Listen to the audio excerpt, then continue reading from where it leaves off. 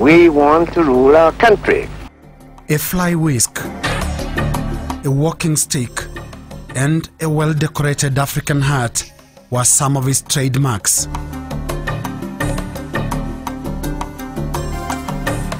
The man of average height kept a bushy beard and tidily brushed his long, kinky hair backwards. Yet he was many things. A former carpenter, a one-time municipal water meter reader, and before that, a store clerk.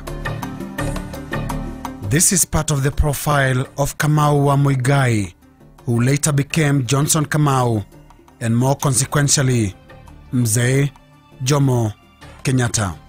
Brothers, I think I have spoken enough in this language. It is not my wish that I should be speaking to you in a foreign, and for that matter, in colonialistic language. And you, they had very strong eyes.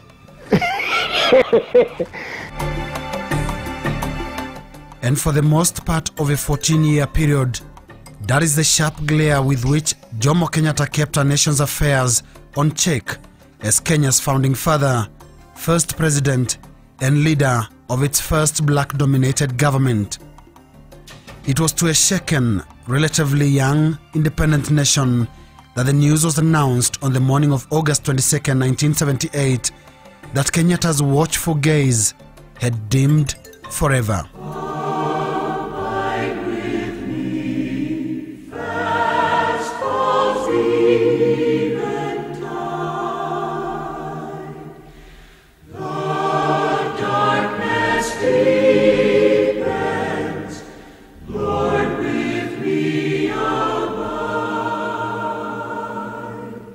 That particular day, early in the morning, I got communication from Mombasa that Mzee is no longer with us. I had gone to the post office to check my early mail.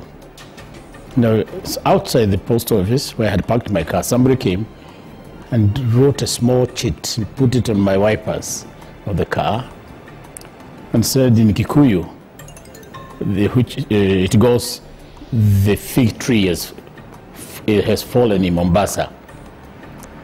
Mogumo is fig tree. To me, it was just a guesswork. I said, Mogumo? Then I remembered the Mogumo in Kikuyu, when we talk about Mogumo falling in Mombasa, this must be something to do with the Jomo. The 21st of August 1978, I rang him because I wanted to see him. Then I was told he's meeting with the ambassadors, but I told them to ask him to ring me when he comes. And sure enough, on the same day at about 2:30, he rang me. And I told him I wanted to see him the next day, which was now the 22nd August 78. And for the first time, we argued, or he argued with me, because he said, no, come now. He insisted, come. And then I kept on explaining. I said, look, let me come the next day, please. You know what he said to me? He said, shauri yako. And that was his last word to me. There was a total silence in many places. Nobody had told people to be silent or to keep quiet.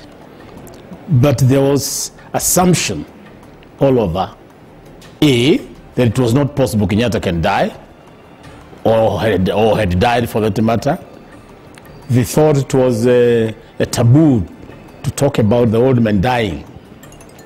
So even if you told people that has happened, they didn't want to listen, and those who listened didn't want to respond. Kenyatta's death was our way out of, into freedom, out of prison into freedom. And you can't imagine how happy we felt when we got the news that he had died. The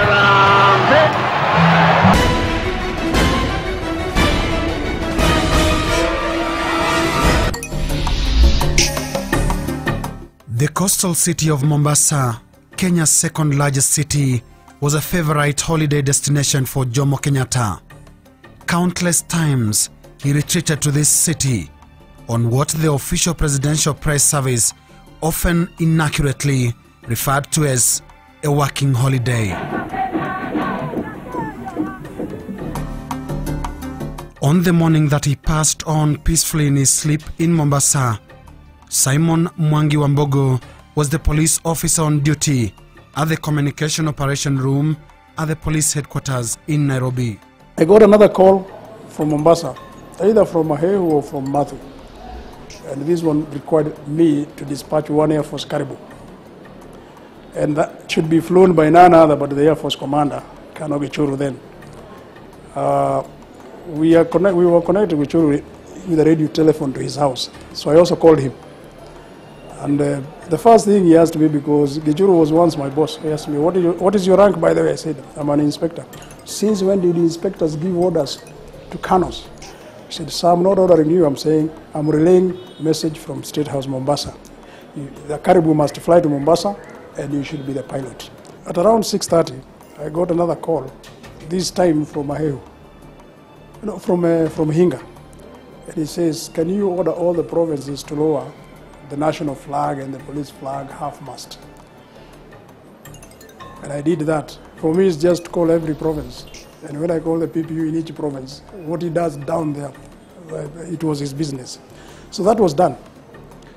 And then I was beginning to receive calls now from the State House. Karaidi was already there. And he says, cabinet meeting should be due any time. It should be there like now, and I want the cabinet here. Simeon Nyachai was at the time the provincial commissioner in charge of Central Province, that includes Gatundu, the native home of the late president. The main purpose of giving me the message first was to ensure that all the government machinery in Central Province were given that information very quietly, because the moment the news came out through the media, a lot of people in Central Province will be asking questions, what has happened and that kind of thing. But the one person we hadn't found is the Vice President, Daniel Moi. And when I became completely frustrated, it became necessary for me to talk to the province. They didn't know how to reach him. I went down to the OCPD Baringo, and OCPD Baringo could not raise him. And we were not able to raise him even using the radio system in his escort vehicles. When the OCPD went to physically look for him, at about 8:30, he was told that Moi had left with his convoy of security detail, heading outwards instead of coming to Nairobi. Because Mahehu had informed me that he had talked to Moi himself and had informed him that the president has died.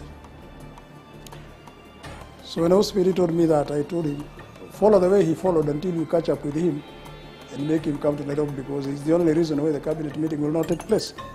I drove to the Vice President's house. That was the Honorable Daniel Arap Moi. He had also arrived from Nakuru.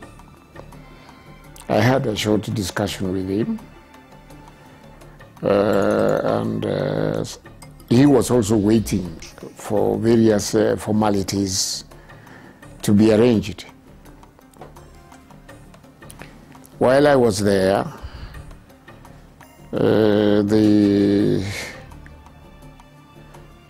commandant of the GSU came with, I think, almost a platoon of his people, and put up the tents around the home of the Vice President. This is just a security precaution that once the news comes out, you don't know the reaction of various people. And there was need now for the potential successor to be given adequate security. Despite failing health and his advanced age, estimated at beyond 90 years at the time, the death of Jomo Kenyatta caught many Kenyans by surprise, including some key members of his powerful inner circle. Previous day, I was to have 2 appointments in Nairobi. He said, now you can go. And then before I go, he was asking Mama Ngina, who is going to tell him to come and conduct those dances and songs to attend for me. But Mama Ngina told him that you have given Koinange permission to go over there. So that's all right. I called doctor and asked him, are things all right? Oh, things are perfect, all right. Do you like to come and stay in State House? Oh yes, it's all right, everything is all right. Then when we heard this shock, it was really unbearable shock. It is absolutely true that I personally feel the deepest grief in my heart. For valid reasons, curious glances were directed at Kenyatta's inner circle, and subsequently, the mourning of Kenyatta's death went hand in hand with the anxiety over his impending succession.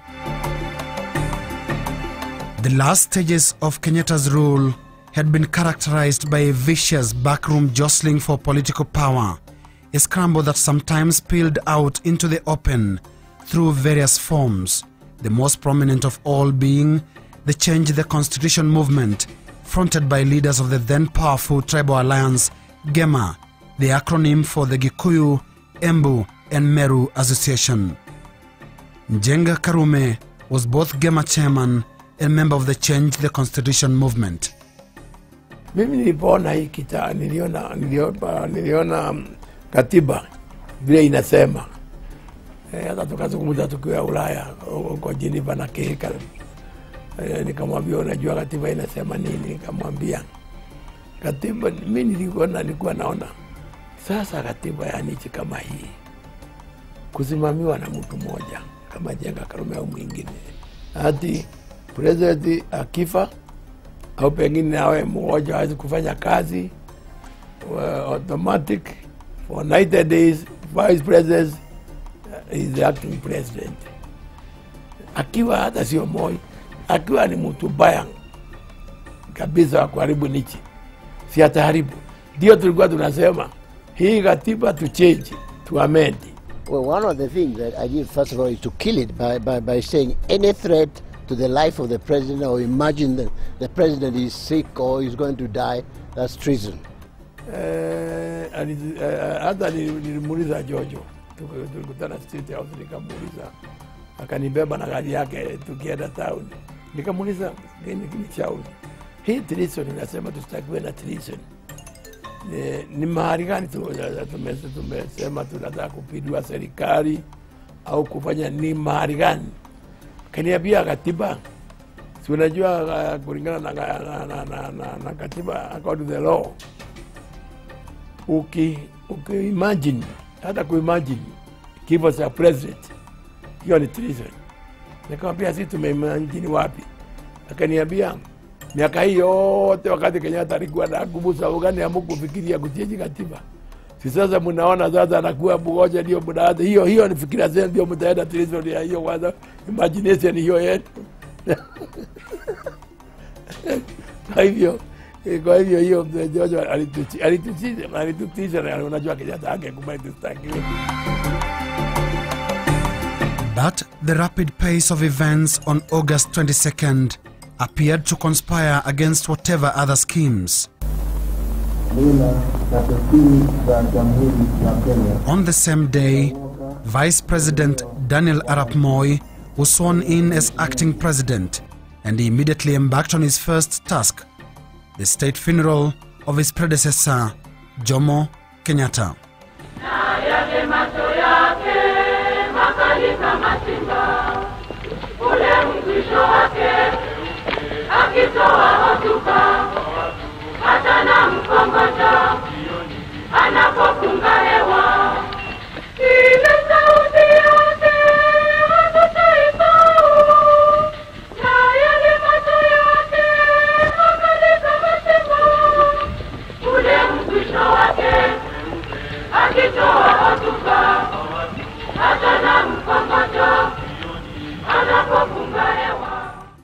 My dear friends and fellow Wananchi, what fitting tribute can we pay the man who was a father to us all? How can we adequately express the grief that is deep in our hearts? The cruel hand of death has silenced a friend, a loving father, a gallant fighter, a great statesman. This was Mzee Jomo Kenyatta. May the Almighty God rest his soul in eternal peace. I do not think that Mzee actually had that idea that he could have somebody in mind who would take over from him. I don't think that idea was being nursed in his mind. He knew what the Constitution said, that if anything happened to him, then the vice president would take over. And Kenyatta was very much behind the Constitution. He never played with the Constitution.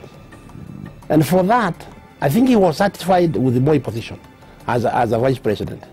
Throughout the period, Honorable Moi was the vice president.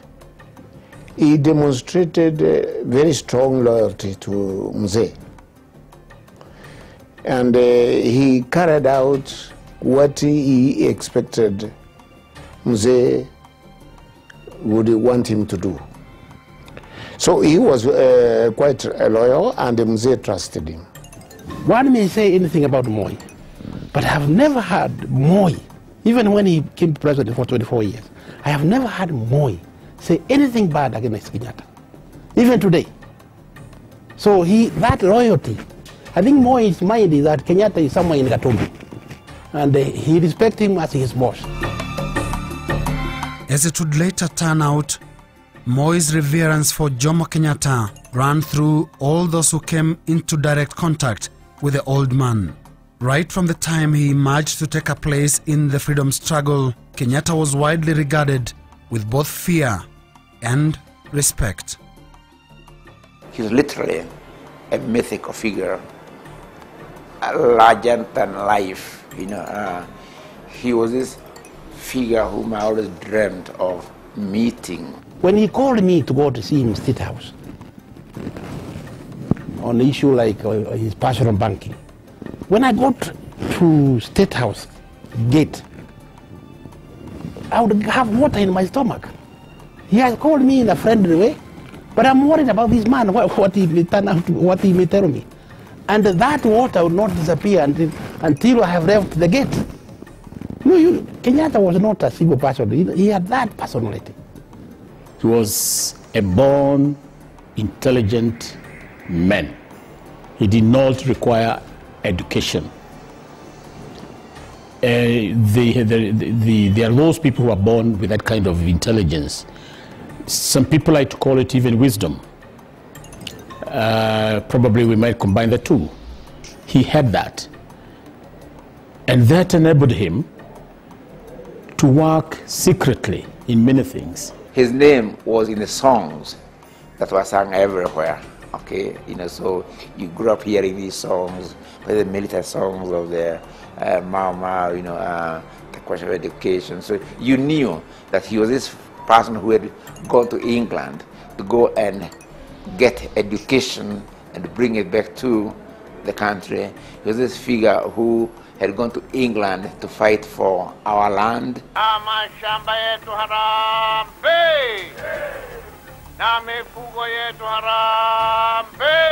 As president for 14 years, the image of Jomo Kenyatta was that of a towering yet relaxed figure, a man totally in charge but fully at ease with the system he headed. It is a style that was evidently popular among those who served under him, including current President Mwai Kibaki, Kenyatta's one-time finance minister. I have at many times remembered a time when soon after independence of this country, those of us that were given responsibility in various departments by the founder of this nation, Jomo Kenyatta, whom we all of us remember very fondly. Because when he gave you a job, you got a job. And there was no interference, and he would not keep ringing your juniors at night. And he would not doubt that you are doing what he gave you to do. Mzee had what I would call in his own mind a system of command. A week would not go without Mzee ringing me up at least twice in the evenings to find out how things are in the province. And I came to know that he was doing the same with my colleagues in other provinces. He never liked to gossip. If you gossip against me to Kenyatta, Kenyatta would call me and face you, say, what did you tell me about this man? And that way he would kill it. One day I was arrested near this what you call Koja Mosque. I was just walking the street as usual. So the 99 car stops, saying, Mr. Chikuku, sir, you are wanted at the State House by the president. But he didn't ring me. He said, but he asked us to look for you and take you there. So I got into the 99 car and so driven to State House. Kenyatta, ukienda useme maneno yangu huko, hata yangu ilisemwa akaita huyo mtu huko Gatoni na mimi nikaitwa. Kabia hilo liniambia Jeka Karume rudia leo. Kaanza kusema mzee ni watu wacha nyamaza. Watu gani unasema tu watu walikuwa nasema ni ile uliniambia mimi mwenyewe. They were having lunch. So I found Kenyatta at the head of the table. Next was Moi. Next Moi, Charles Njonjo. Next Charles Njonjo, G.K. Karithi. And then the bodyguard. But this seat on the left of the president was vacant. So when I came, he said, bwana the kuku, karibu, karibu. Karia kiti. Leta dhubu. Soup was brought. He took. Now, protocol never took place that day. It should have been after he has taken soup, it should go to Moi, then that way, then me. He took the thing like, karibu, kunywa thubu, unapata nguvu. So I chotted mine, then the ball went the other side. Bwana the kuku. Akasungwa. He knew a bit of Luya. Akasungwa means, what is the news? Sema, Amalai. Oh, just that is good news. Watu wa Butere wanasema nini? Now, I didn't know why I was called. He was just engaging me in discussion. So that time the fish had been brought, we were eating. Watu wa Butere wanasema nini? And I came out innocently. I said, wanasema, hii serikali ya Kenyatta ni serikali ya hongo. Ati wanasema serikali ya Kenyatta ni serikali ya hongo. Ndiyo mtukufu rais. Kwa nini? Kwa sababu chief alikamatwa akichukua soya 10 shillings. Alikamatwa na superintendent wa Kakamega police. Red-handed, those policemen which was treated. So he handcuffed him, took him to Kakamega. After 2 weeks, he was returned. He was again a chief in the office. So watu wanasema hii serikali ya Kenyatta, huyu alikamatwa na hongo, tena narudi kuendelea na kazi. Hii serikali ya Kenyatta ni serikali ya hongo. Bwana Njonjo, ulipata hii maneno? Njonjo said yes. Ulifanya nini? Njonjo said we got the case, but there was a technicality. We couldn't quite get a conviction. So Kenyatta kept quiet and was becoming angry. I could see his face changing.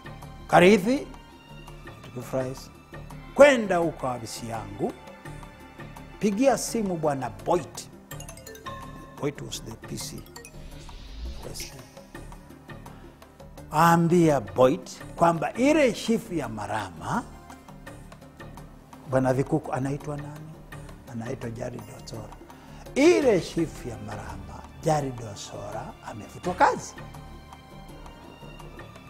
Karithi took off his map, kept and went to the office.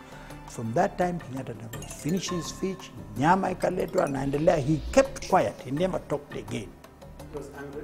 Very angry. After some time, Karithi comes back. He was the chief secretary. Bwana Karithi, ulipata Boyd? Ndio mtukufu rais. Ulimwambia nini? Nilimwambia umesema ile chief ya Marama, Jared Osora, amefutwa kazi. Bwana Njonjo, iko technicality ingine? Njonjo never replied. He asked, I'm asking you, iko technicality ingine? Akasema hapana. Basi wewe bwana Vikuku, huyu Njonjo alikuwa ananiambia wewe unatembea kila mahali, unasema serikali ya Kenyatta ni serikali ya hongo, na mimi sikukuambia nimekuitia nini. Wewe uliniambia yale yaliyofanyika, na huyu anasema habari ya technicality. Kama mambo kama hii lazima kuchukua hatua. I remember once when I was building Lillian Towers, I submitted drawings to the Nairobi City Council for approval, and they would not approve them. Then the reason was there was a 1954 bylaw which said because of Central Police Station you could not build anything beyond 6 floors. Now 6 floors for Lillian Towers, it was not going to be economical. I wanted to go to 16th floor, but they would not hear of it. They said no. So I went to Kenyatta. And I explained to Kenyatta the problem.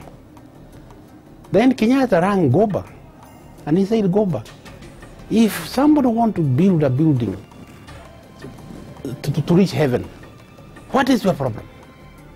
And then Goba, of course, has no answer. What is your problem? So he was told. Then Muse asked me, what is it that you want from them? I said, I want an approval. They have a stamp, which they normally stamp on the drawings. So Goba was told, let's meet in State House. I had met him in Gatodu. Let's meet in State House, and you come with that approval stamp. He came, approved the drawings. I got the drawings. Then Kenyatta turned around and said to Goba, you know what to do. And if you have a problem with anybody, I'm here. He made a remark which sent my mind spinning. I laughed, but I didn't comment. He said, wewe ni Mwafrika na wewe ni kijana. Kijana wakati wanatengenezea wazee supu, wao hapana onja. Sasa kama umekushafanya hii kazi yote ya kusaidia watu kuchukua mashamba, wewe huwezi kuonja na kashamba.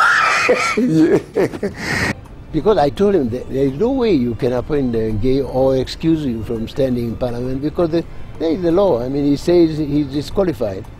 So he said, I want this review. If I can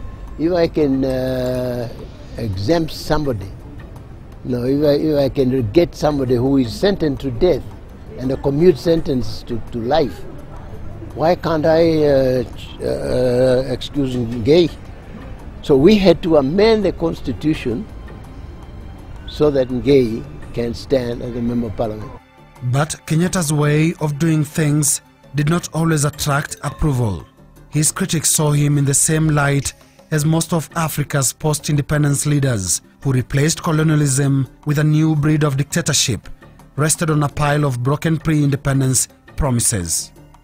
For me, I had no doubt in my mind that what we had was a dictatorship, and it is not what Uhuru was meant to be. The treatment of Mau Mau, for instance, after independence, was not really good.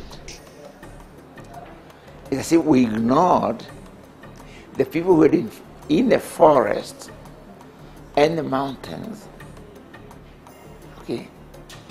We began to behave and act as if it's not they who fought in the mountains and sacrificed. We began to talk as if it is the educated nationalists who somehow magically brought about independence. Kenyatta used the same colonial laws that jailed him to jail John Keane without trial. I was jailed. Detention of critics aside, the real turning point for the image of the Kenyatta years came when the culture of political assassinations crept onto the nation's way of life so early, then several times after, during his rule. Pio Gama Pinto, a member of parliament of Asian extraction, was assassinated in 1965, hardly 2 years after independence. Then came the elimination of Kenyatta's presumed trusted lieutenant, Thomas Joseph Odhiambo Mboya, or simply Tom Mboya. Mboya was gunned down in broad daylight on Nairobi's Moi Avenue as he walked out of a chemist.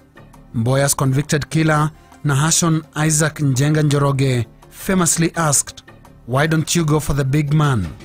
To this day, the jury is still out on who the big man in reference was.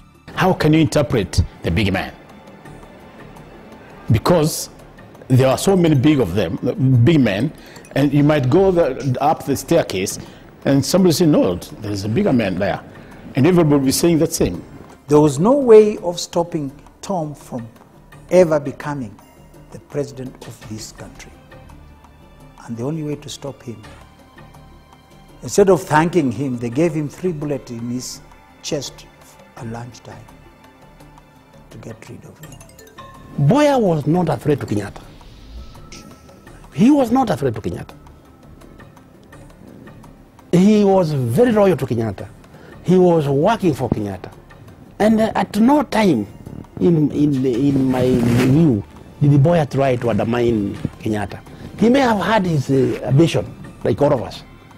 But Tom was very, very loyal to Kenyatta. When Tom was assassinated, Mzee definitely, I can tell you he was very upset. He was very upset. And you know, these are some of things he never really wanted to see in this country. Mzee had a philosophy that if you disagree with me, let us argue it out. He used to use a phrase, wanaume ni kuonana. I remember that phrase. Mboya's assassination immediately poisoned ethnic relations between the Luo tribe and President Kenyatta's Kikuyu community. Resentment among the Luos ended in street battles with the police as frustration mounted over the killing of one of Kenya's most gifted political leaders. And it was only a matter of time before the assassination rattled one of Kenya's most stabilizing political friendships, that of Jomo Kenyatta and Jaramogi Oginga Odinga. 3 months after the assassination of Tom Mboya, a visit to Kisumu by President Kenyatta ended in violence, death, and an ugly verbal exchange between Kenyatta and Oginga. Mimi ningesema kama si heshima ya urafiki wetu na wewe Odinga, mimi ningesema tia nguvuni leo. Waangalie ni nani anatawala nchi hii, kama ni KANU au ni vinyangarika wengine wanatawala nchi hii. Lakini mimi nasema kwamba kama hawa watu wako wachafu, kama wakitoa nyokonyoko, sisi tutawaonyesha kwamba Kenya hii yangu mwenyewe, kile nilikupenda wewe, sikumpenda ndugu yangu kama wewe. I only saw him upset one time when we had that incident in Kisumu. He expressed his unhappiness in a very strong language in Kisumu, where the incident took place. After that, Mzee never talked about it again. No. No.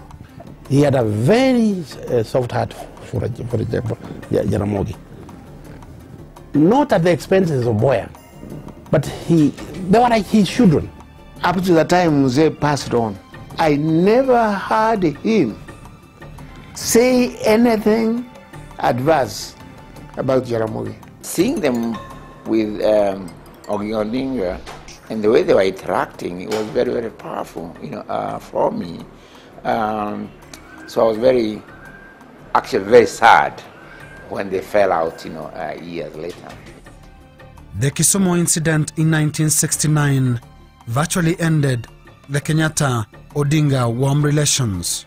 Kenyatta never stepped in the lakeside city again until his death, while Jaramogi was systematically consigned to the political wilderness. But political assassinations were not to take a long break. Josiah Mwangi Kariuki, or J.M. Kariuki as he was famously known, was murdered in 1975 under circumstances that heavily rendered suspect operatives within the Kenyatta administration. The problem between Kenyatta and J.M. was a problem of people who wanted leadership, and they thought J.M. is growing too fast. He's becoming too popular. And then, before then, he was too close to Kenyatta. And somebody had to make sure that he separates J.M. from Kenyatta.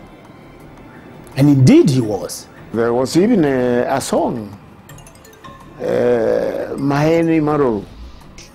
That was actually an interpretation that here is water which we were drinking, that is supporting our government, and it has become bitter. I would tell him, say, this is what has been formulated as a song in the Central Province and so on. And it was a serious problem, very serious. To say JM wanted to overthrow Kenyatta, JM wanted to take over from Kenyatta, there was no such a scheme. And if anybody knows it, then he's keeping it too secret for no apparent reason. Zay was very, very upset about this thing. And even his responses to my briefing, you could see that Mzee is very upset as to why this could have been done. Was treated as Mzee's son. He would get to Gatundu without security checking, he would get to State House without security checking. But just in the same way he reacted during Tom Mboya's assassination, Kenyatta decided to tough things out, taking it a level higher by calmly inspecting an impromptu military parade and guard of honor mounted along present-day Moi Avenue in city center, Nairobi. I think on the advice of the national security, they organized a guard of honor simply to demonstrate that the government is still in charge. That was all. Kenyatta would not be shaken by anything. He was himself. It doesn't matter what happened. The life would have to go on. And he took decisions. And when he took decisions, he had a saying, he could not reverse himself.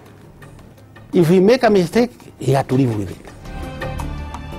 His legendary firmness was perhaps best illustrated by the almost expressionless face he occasionally wore alongside that deep and fierce gaze at sights beyond the horizon. But there were other unspoken yet visible symbols of Kenyatta's political power. The bakora, or walking stick, that as legend has it often came in handy, and the heavy leather jackets that clearly constituted his favorite wardrobe. Kenyatta's bakora was like a handkerchief.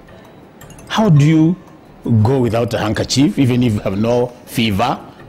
You need it for rubbing sweat or something else. And this bakora, people misconceived the purpose of it being with Kenyatta all along. I have no information from any direct quarter that mzee at one time actually alikimbisha mtu au aliresi fimbo apige mtu. But behind the mask of Kenyatta's political toughness was a fun-loving, free spirit with an insatiable appetite for traditional dances.